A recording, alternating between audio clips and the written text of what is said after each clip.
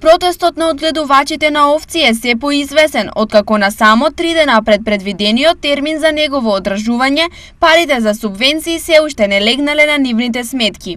Оваа состојба доведе до интензивирање на организационите активности за подготовка на протестот, тврдат од Сојузот на одгледувачи на овци. Ние сме во постојана комуникација и координативните активности се во тек.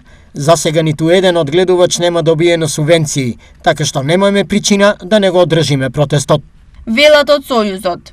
Според најавите, на 15 септември одгледувачите на овци ќе се соберат пред Министерството за земјоделство со единствено барање исплата на заостанатите субвенции.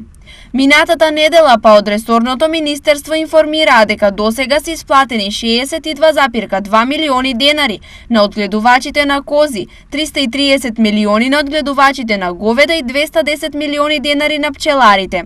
Следни на списокот за исплата се одгледувачите на овци, но кога тие ќе ги добијат парите, конкретен термин нема. Како успешна пракса ја продолжуваме и примената на интервентната програма или интервентниот фонд, каде предлагаме да бидат сите исплати по мерки по количина, со што овозможуваме олеснети административни постапки, почести и брзи исплати на субвенциите, но и полесна можност за дополнување на програмата зависно од потребите. Например, кај сточарството, тоа ќе значи исплата за килограм млеко да се врши на секој месец.